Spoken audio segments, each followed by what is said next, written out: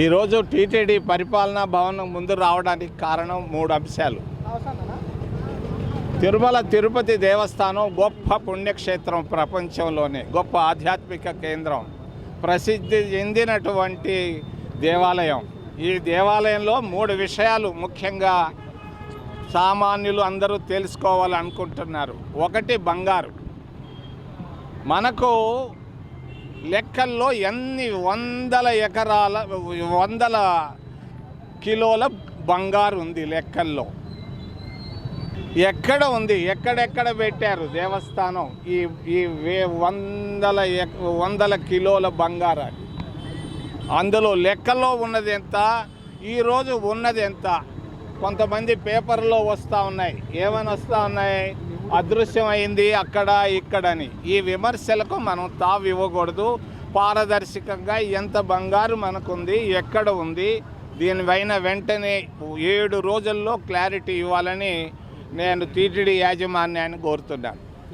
రెండవది, భూములు. టీటీడీకి భూములు ఉన్నాయి. పర్యావరణాన్ని మనం కాపాడుకోవాల్సిన అవసరం ఉంది. పచ్చగా ఉంది తిరుమల, తిరుపతి. మరి ఈ పర్యావరణాన్ని కాపాడుకోవాల్సిన బాధ్యత అందరిపైన ఉంది. ఇందిరాగాంధీ తీసుకొచ్చినటువంటి ఫారెస్ట్ యాక్ట్ వల్ల ఈరోజు పర్యావరణాన్ని కాపాడుకోగలుగుతున్నాం. కానీ భూముల్ని కార్పొరేట్లకు ఇవ్వడాన్ని కాంగ్రెస్ పార్టీ ఖండిస్తూ ఉంది. 1 సెంటు భూమి కూడా కార్పొరేట్లకు ఇచ్చేదానికి లేదు. టీటీడీ భూములు తిరుపతిలో, తిరుమలలో కానీ ఎక్కడ ఇచ్చేదానికి లేదు. మనకి ఎన్ని వందల ఎకరాల భూములు ఉన్నాయి. ఈ భూముల్ని ఎవరికి ఇప్పటిదాకా ఇచ్చారు, మా భవిష్యత్తులో ఎవరికి ఇవ్వబోతున్నారు? ఎందుకు ఒక సంస్థకి మీరు ఈ మధ్యలో కొన్ని ఎకరాల భూమి ఇచ్చారు? దీనిపైన క్లారిటీ అవసరం. నేను టీటీడీ ఈఓని నేను డిమాండ్ చేస్తున్నాను. వారం లోపల మీరు ఈ భూములు ఎందుకు ఇచ్చారు, ఏ అవసరంతో ఇచ్చారు, దీనిపైన క్లారిటీ అవసరం. మూడోది, దర్శనాలు అనేవి మరి కార్పొరేట్లకే దర్శనాలు జరుగుతున్నాయి. నేను గమనిస్తూ ఉన్నాను. దీన్ని ఖండిస్తున్నాం.